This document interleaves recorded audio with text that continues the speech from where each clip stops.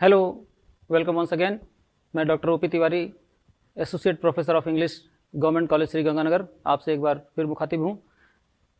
आज हम एक नया टॉपिक शुरू करेंगे इंग्लिश ग्रामर के अंदर, और वो है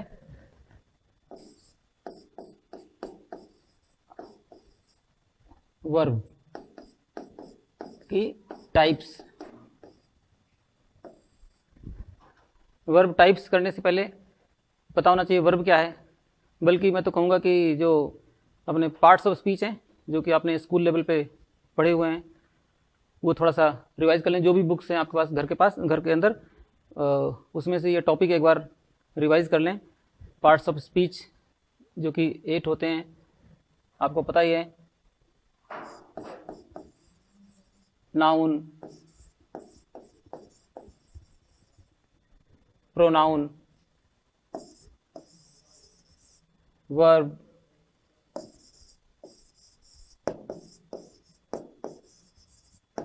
एडजेक्टिव,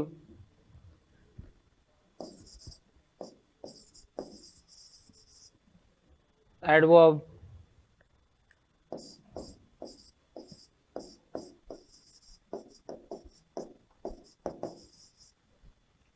preposition,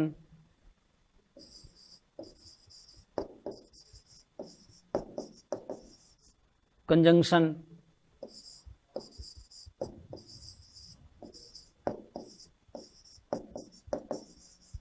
और इंटरजेक्शन। ये 8 पार्ट्स ऑफ स्पीच हैं जो कि आपने पढ़े होंगे स्कूल लेवल पे।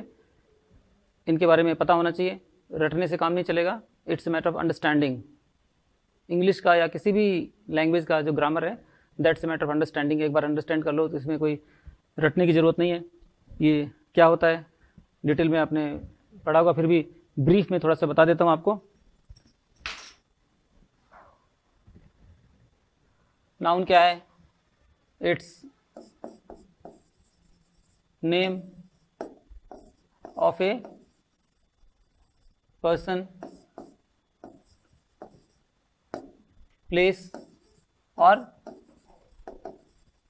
Thing.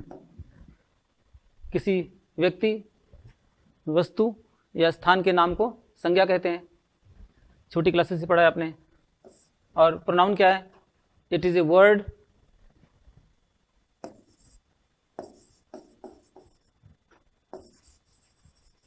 used instead of noun। Noun के स्थान पर कोई शब्द जो प्रयोग किया जाता है उसे प्रोनाउन कहते हैं। जैसे ये he, she, it, they, etcetera. Verb क्या है? ये सब इसलिए बता रहा हूँ क्योंकि हमारा जो टॉपिक है वर्ब टाइप्स, वो हमें करना है। तो आपको उसको लोकेट करना है कहाँ पर वो। व्हाट इज़ वर्ब, पहले ये जानना है, उसके बाद ही इसके टाइप्स हम करेंगे। तो ये जो हमारी पार्ट्स ऑफ स्पीच हैं, 8 पार्ट्स ऑफ स्पीच, उसका एक पार्ट है वर्ब। क्या है? Verb is a word that shows action, जिसे एक्शन का पता चलता है। जैसे गो, क्राई, रन, इस तरह के जो वर्ड्स हैं जिनसे एक्शन का पता चलता है वो वर्ब कहलाते हैं। एडजेक्टिव क्या है? It's a word that qualifies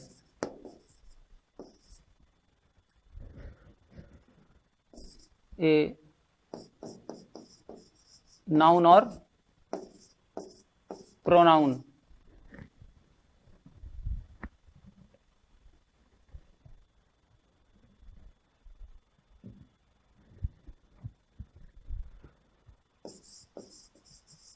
कोई भी वर्ड जो किसी नाउन या प्रोनाउन को क्वालिफाई करता है, क्वालिफाइज और मॉडिफाइज, और we can say it tells something more about the meaning of that particular word, that is called noun. जो किसी नाउन या प्रोनाउन की विशेषता बतलाता है उसको एडजेक्टिव कहते हैं. जैसे गुड है, बैड है, ठीक है, अच्छा बुरा जो भी है, किसी चीज़ की विशेषता बतला रहा है वो एडजेक्टिव है. और एडवर्ब क्या है? इट क्वालिफाइज, ये भी विशेषता बतलाने का काम करता है. It qualifies an adjective verb और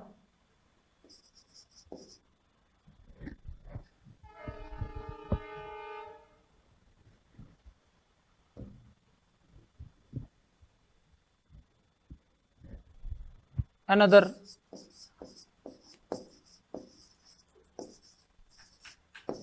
एडवर्ब. एडवर्ब क्या है? हिंदी में कहते हैं क्रिया विशेषण. ये किसकी विशेषता बतलाता है?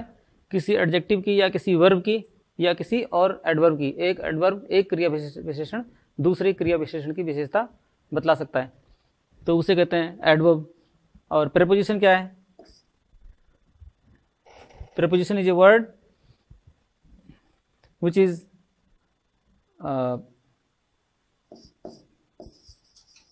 placed before ये noun और pronoun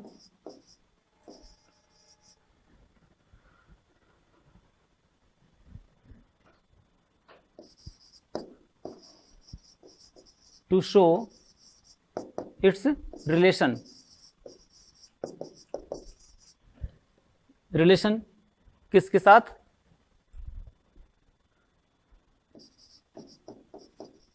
with some other word.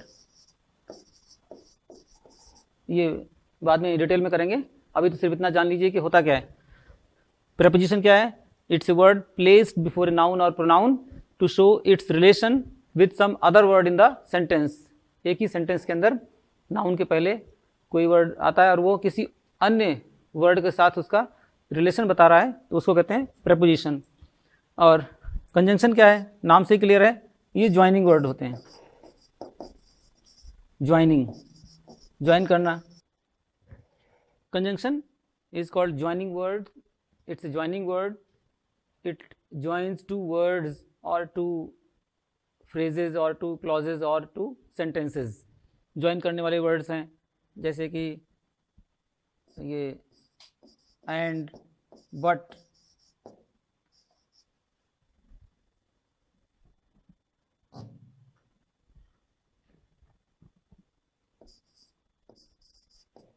और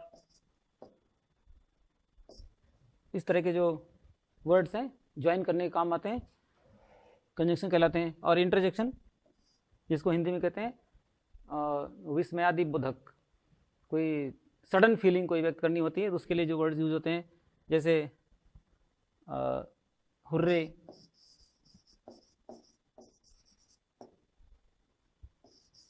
एलास, ठीक है, इस तरह के वर्ड्स हैं जो कि इंटरजेक्शन कहलाते हैं.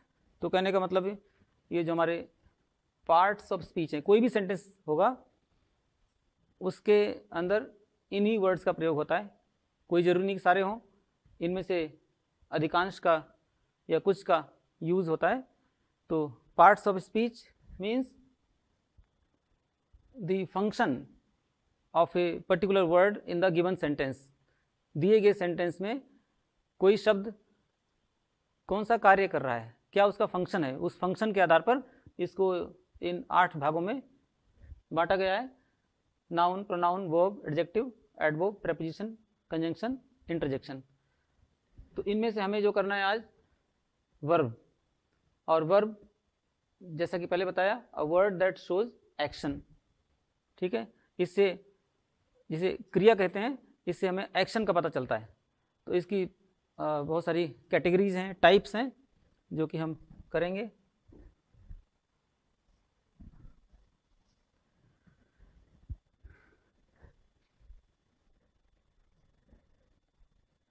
किसका एक टाइप है वर्ब का,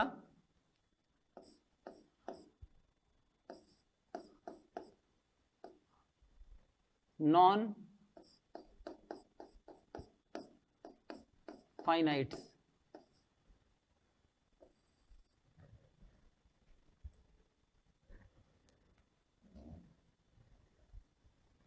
Non-finite is a type of verb. It's a category of verb. And why it is called non-finite? Because it's not finite. ये finite नहीं है. Finite means limited, निश्चित. जिस verb का area of operation limited है, निश्चित है, that is called finite. और जो जिसका निश्चित नहीं है उसे कहते हैं non-finite. And there are, पहले तो ये जान लो अच्छी तरह से कि non-finite कहते किसे हैं.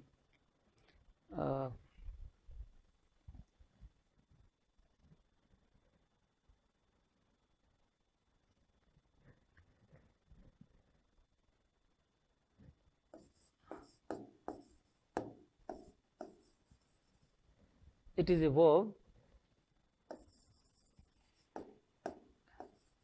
that is not governed or controlled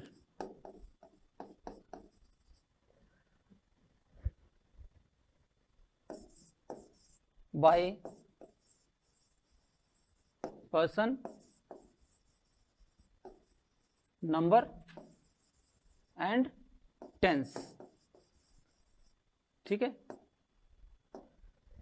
ये एक ऐसी वर्ब होती है जो कि इन तीनों से, पर्सन, नंबर और टेंस से गवर्न नहीं होती, कंट्रोल नहीं होती, यानी कि इनका कंट्रोल उसके ऊपर नहीं होता है, इसलिए उसको कहते हैं नॉन फाइनाइट वर्ब.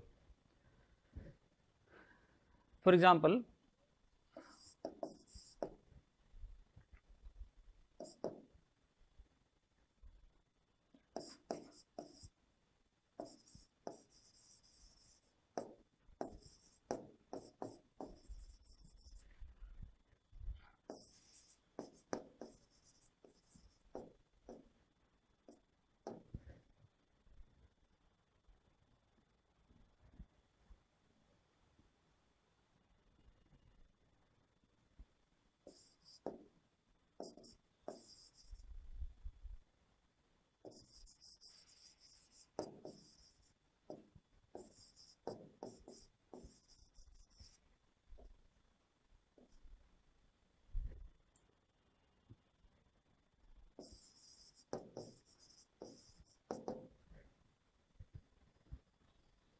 और एक और लेके देखते हैं.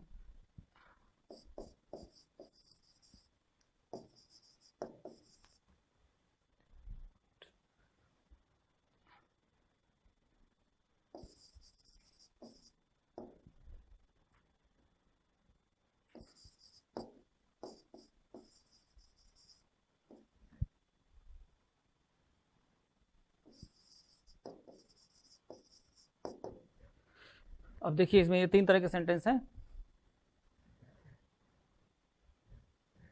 3 चीजें देखनी है, पर्सन, नंबर और टेंस इसके अंदर देखना है. ये कौन से टेंस में है? पहला, सबसे पहले पर्सन देखो, ही क्या है? Third person.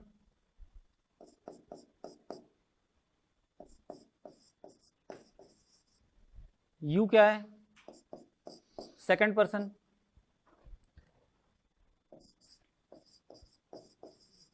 दे क्या है? Third person. अब इनका टेंस देखिए, वांट्स कौन सा टेंस है? प्रेजेंट.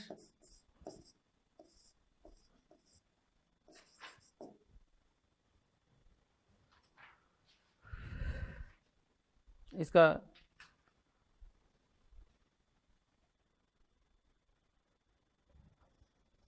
इधर लेते हैं. ये सेंटेंस जो है प्रेजेंट टेंस के अंदर है, ठीक है. और दूसरा जो है वांटेड सेकंड फॉर्म लगी हुई है, ये पास्ट टेंस के अंदर है. और तीसरा विल लगा हुआ इसमें, ये फ्यूचर टेंस है।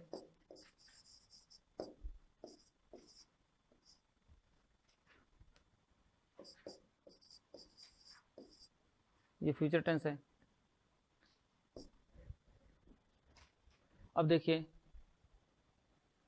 पर्सन चेंज हो रहा है, पहले सेंटेंस थर्ड पर्सन, सेकंड में सेकंड पर्सन, और थर्ड में भी थर्ड पर्सन यूज हुआ।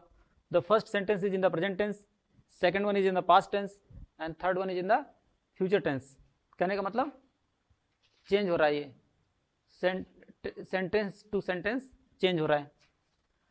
और नंबर देखा जाए, एक वचन है या बहुवचन है, तो पहले वाले में ही, ये सिंगुलर है,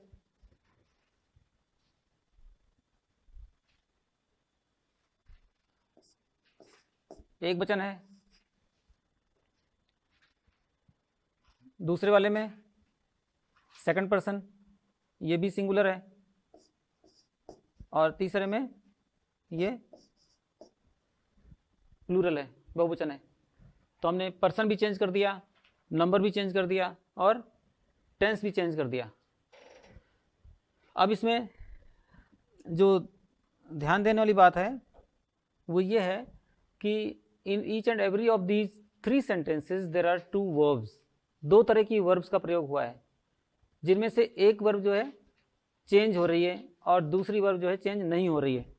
अब देखिए इसमें पहले क्या था, वांट्स, फिर हो गया वांटेड, फिर हो गया विल लगा करके, वांट भी कर सकते हैं।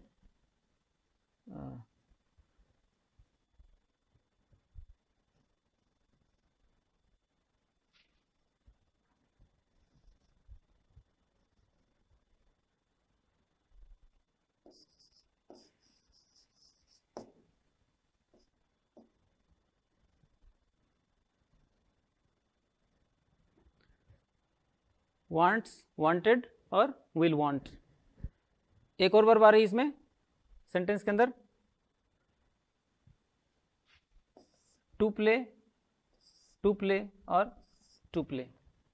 तीनों में ये चेंज नहीं हो रही है, चेंज नहीं हो रही, that means it is not controlled, it is not controlled by person, number and tense।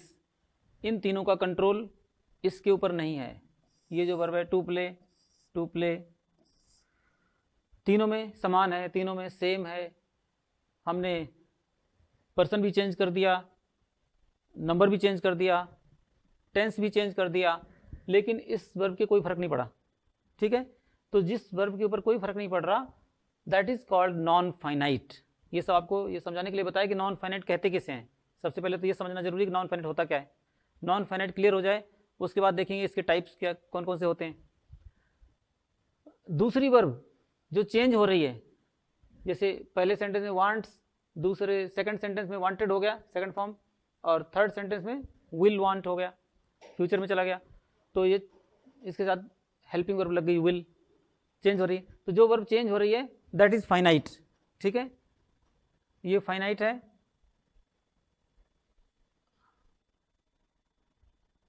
और इधर वाली ये नॉन फाइनाइट है, ये नॉन फाइनाइट है।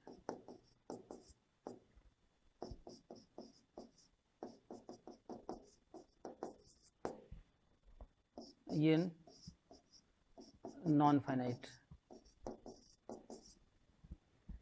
और ये सारी क्या है इधर ये फाइनाइट है।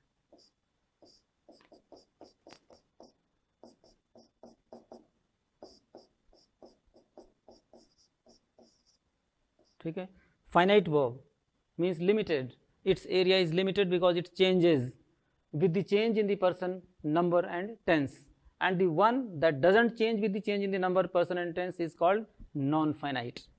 जो चेंज नहीं होती है पर्सन, नंबर और टेंस चेंज करने पर, उसे नॉन फाइनाइट कहते हैं। अब देखते हैं इनके टाइप्स क्या नॉन फाइनाइट के।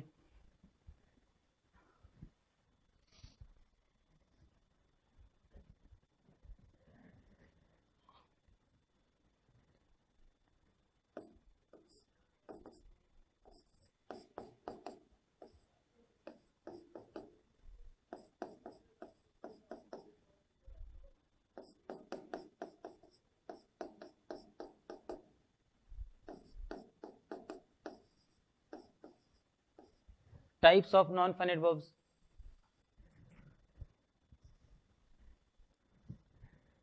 There are 3 types of non finite verbs. 3 तरह की होती हैं। पहली है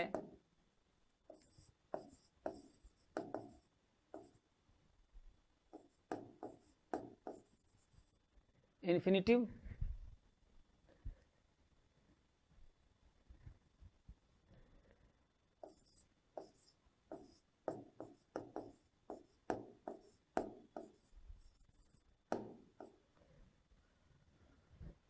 और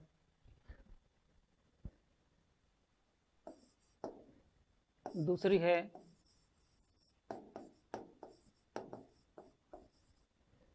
पार्टिसिपल, और तीसरा टाइप है gerund.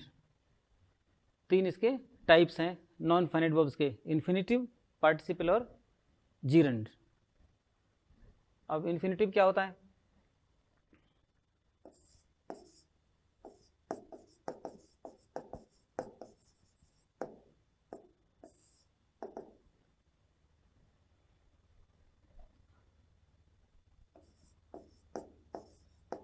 It is a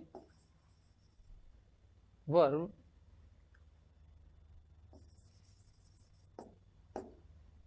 that works as a noun। है तो वर्ब, लेकिन काम इसका नाउन का होता है। It is just as good as noun, noun का फंक्शन होता है। And there are 2 types of infinitive. इसके भी आगे 2 प्रकार होते हैं। पहला है इसमें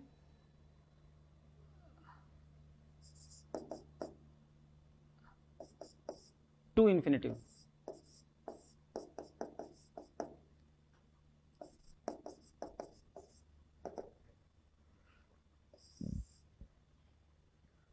to infinitive means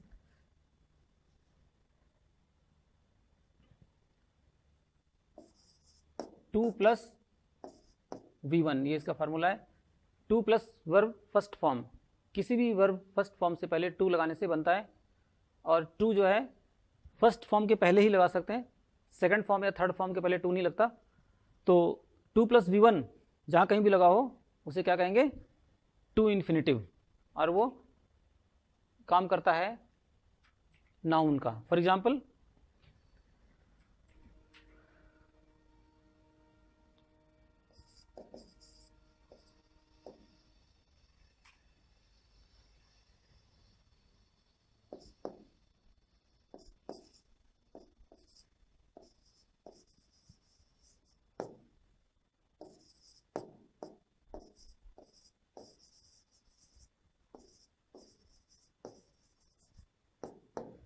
he wants to become a doctor। एक और एग्जांपल लेते हैं।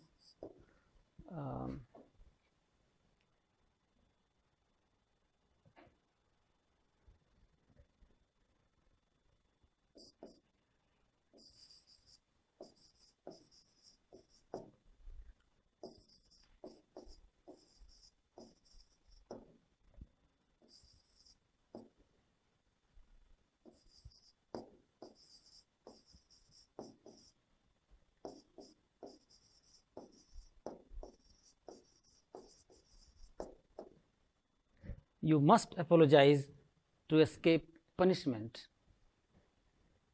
और अभी देखते हैं इसमें कहाँ पर है टू इन्फिनिटिव।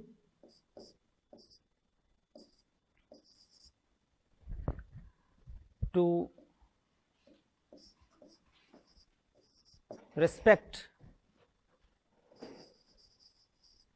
our teachers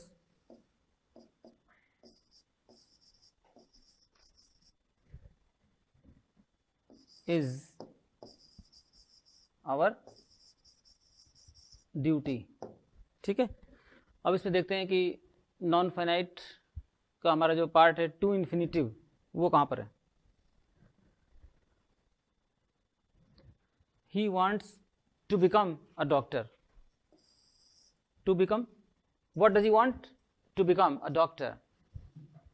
क्या चाहता है? To become. So here it is functioning like a noun, कि वो कुछ चाहता है। क्या चाहता है? To become a doctor.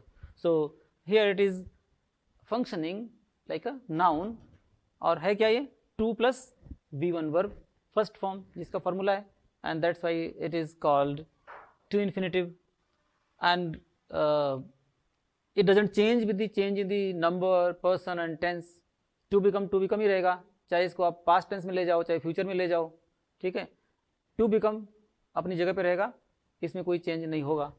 इसी तरह से सेकंड सेंटेंस में you must apologise to escape punishment, इसमें टू एस्केप है, to plus verb first form, ये नॉन फाइनाइट है और नॉन फाइनाइट के अंदर टू इन्फिनेटिव है। इसी तरह से थर्ड सेंटेंस में टू रिस्पेक्ट, यहाँ पे टू लगा हुआ है शुरू में। ये कोई ज़रूरी नहीं है कि टू इन्फिनेटिव जो है वो सेंटेंस के शुरू में आएगा या बीच में आएगा या एंड में आएगा, कोई फिक्स नहीं है, कहीं भी आ सकता है। Like here in this sentence you can see in the first sentence it is coming in the middle of the sentence to become.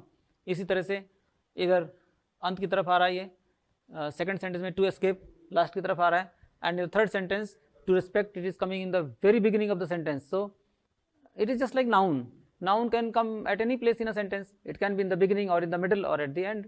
उसी तरह से हमारा जो नॉन फाइनाइट है that is to infinitive, that is functioning as a noun that can come at any place। so to respect our teachers is our duty, हमारे teachers की respect करना हमारी ड्यूटी है। what is our duty? क्या है हमारी duty? क्या question put किया, आंसर आ गया, to respect our teachers is our duty। तो it is as good as noun, और ये नॉन फाइनाइट है, नॉन फाइनाइट के अंदर भी टू इन्फिनेटिव है। ये तो बात हुई इसकी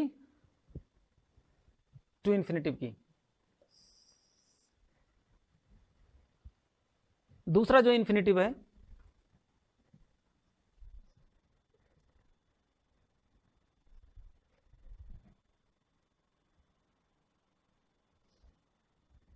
वो है,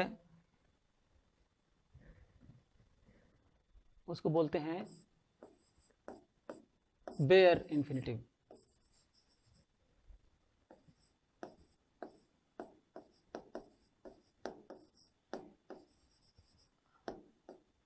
बेयर इन्फिनेटिव ये क्या चीज़ है? ये भी नॉन फाइनाइट है, ये भी इन्फिनेटिव है। इन्फिनेटिव का भी एक टाइप है, दूसरा प्रकार है, उसको बोलते हैं बेयर इन्फिनेटिव। तो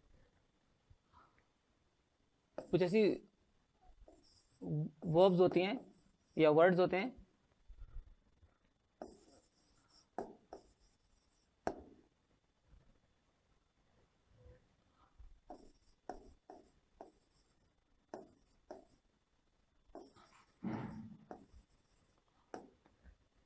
we use the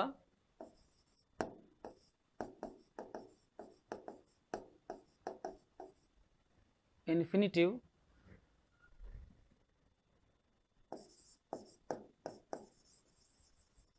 without to, ठीक है। कुछ ऐसे वर्ड्स हैं, वर्ब्स हैं, उनके बाद में we use the infinitive without to। after certain words or verbs we use the infinitive without to, बिना टू का infinitive होता है, that is called bare infinitive।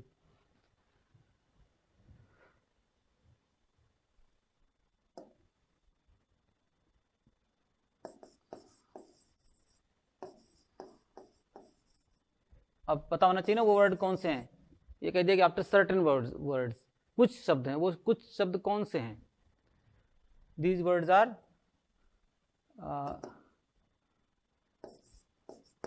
Bid, let, C,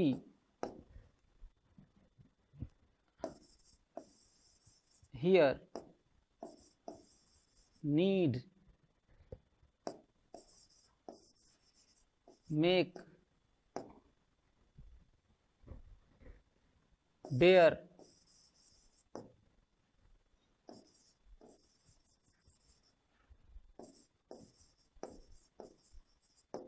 would rather,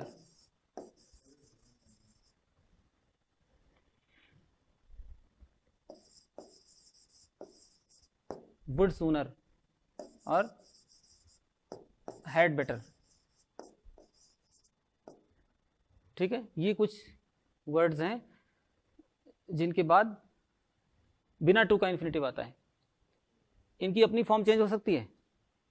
ये जो फर्स्ट फॉर्म में अगर कोई, तो उसकी सेकंड फॉर्म हो सकती है। जैसे बिड है, बिड की second form bed, bid means order, bed means ordered, ठीक है। सी का सॉ, सेकंड फॉर्म सॉ हो सकती है, ठीक है। मेक का मेड हो सकता है, but these are followed by infinitive without to. इनके बाद में जो इन्फिनेटिव आएगा that must be without to, उसके साथ हम टू नहीं लगा सकते, इसका ध्यान रखना है। For example,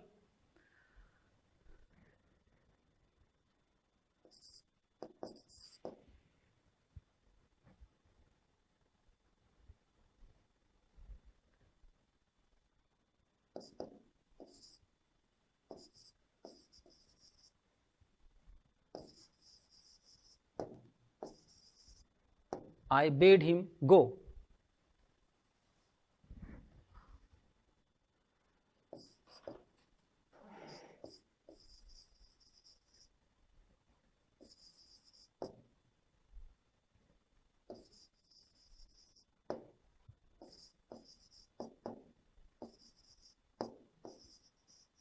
Please let him sit there.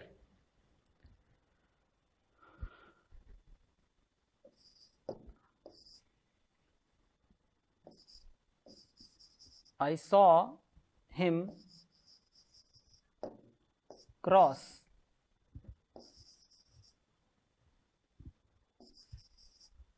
the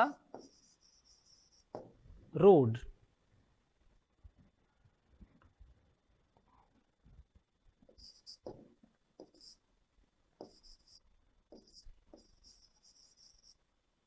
I heard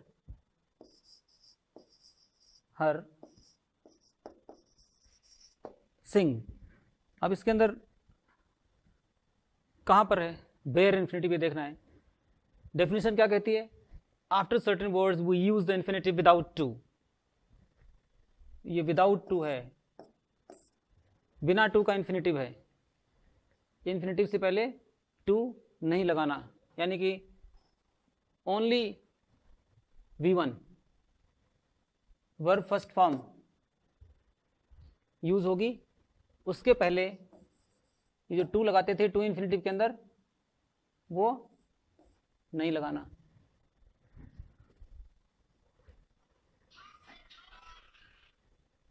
only verb first form.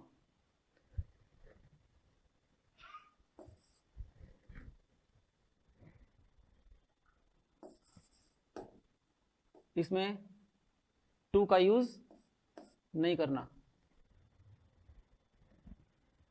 Direct first form of the verb use करनी है, उसके पहले टू नहीं लगाना। For example, you can see here in the first sentence, I bade him go.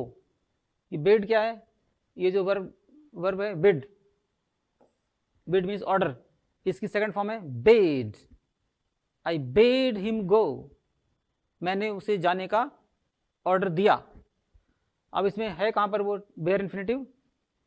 Bed खुद अपने आप में तो फाइनाइट है, because it is changing. First form is bed, second form is bed, and it is changing, so it is finite, and at the moment we are not dealing with finite.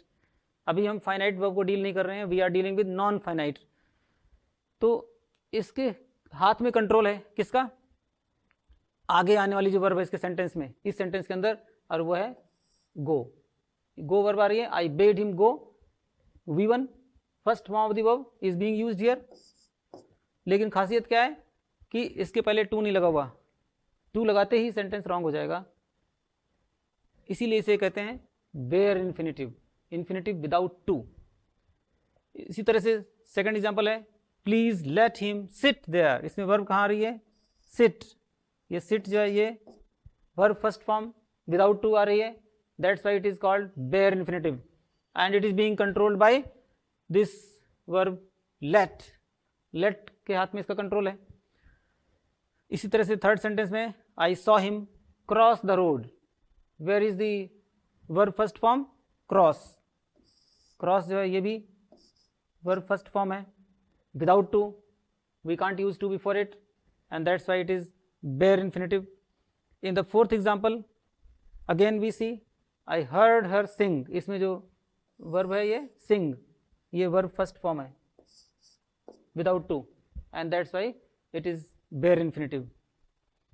इसी तरह से और भी हम example ले सकते हैं। For instance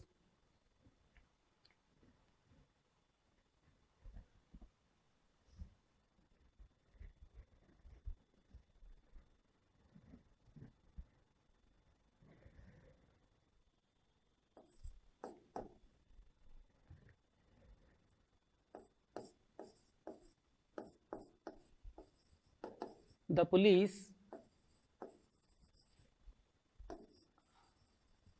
made him tell the truth। ठीक है,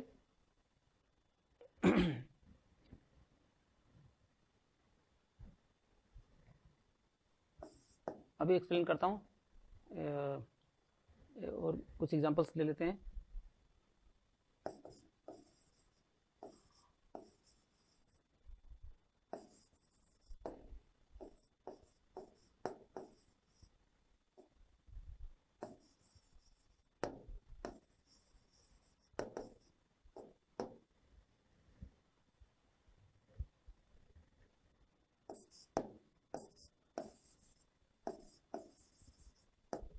You need not worry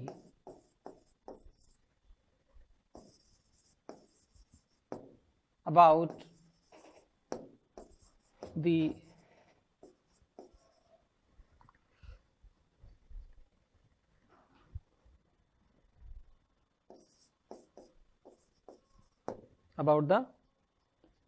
exam.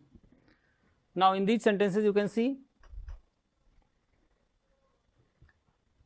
again infinitive without to is being used in the first sentence। the police made him tell the truth, police ने उससे सच बुलवाया, उगलवाया। It's a causative verb, किसी को cause किया, कोई एक्शन बाय फोर्स करवाया। The police made him tell the truth, तो इसमें ये टेल है, V1 है, वर्ब फर्स्ट फॉर्म है, इसके पहले टू नहीं लगाना क्योंकि इसका कंट्रोल इधर मेड के हाथ में। Made in it self it is finite but it is helping in making non finite, non finite बनाने में हेल्प कर रही है।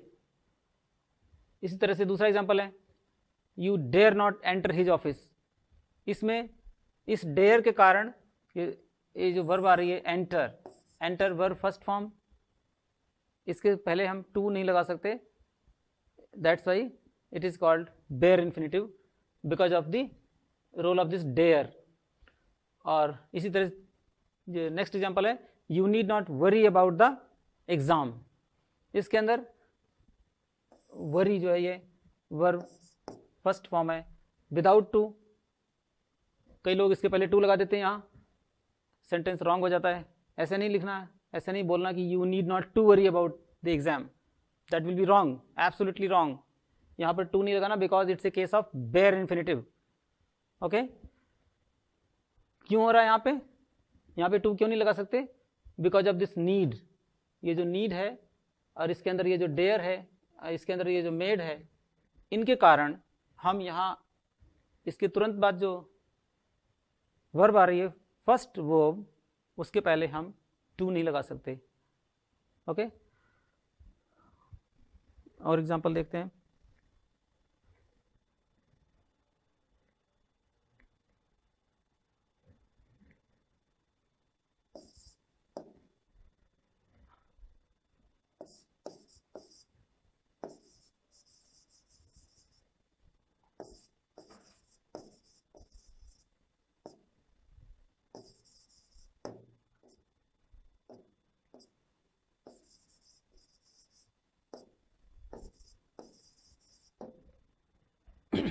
He would rather die than beg, वह भीख मांगने की बजाय मरना ज़्यादा पसंद करेगा। ठीक है, तो इसमें वर्ब कहाँ आ रही है? V1 die, V1 bag, V1 दो बेयर इन्फिनेटिव आ रहे हैं। क्यों आ रहे हैं? बिकॉज ऑफ दिस ये जो है वुड रादर है, इसके कारण the control is here. When we are using would rather in a sentence, the verb that is followed must be first form. वो फर्स्ट फॉर्म में होनी चाहिए, उसको हम सेकंड या थर्ड नहीं कर सकते. यही हाल उसका है हैड बेटर का.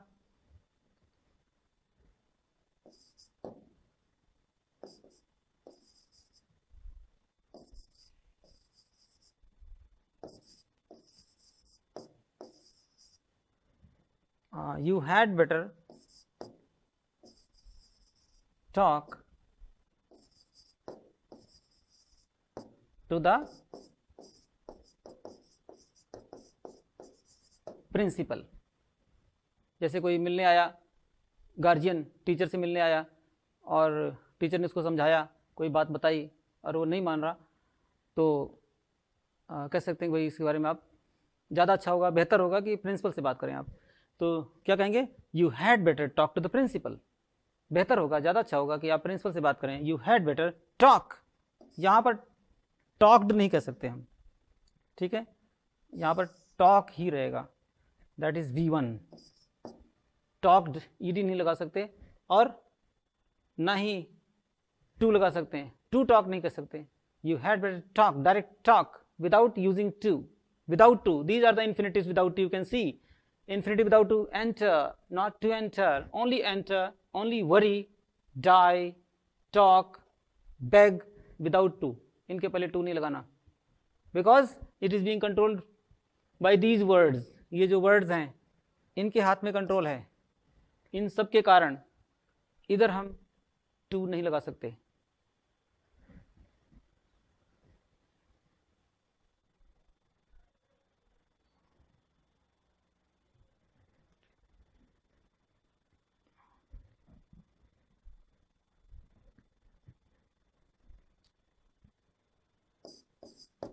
जैसे बोलते हैं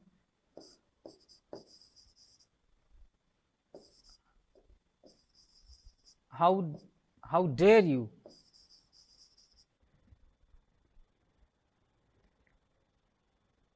how dare you talk to me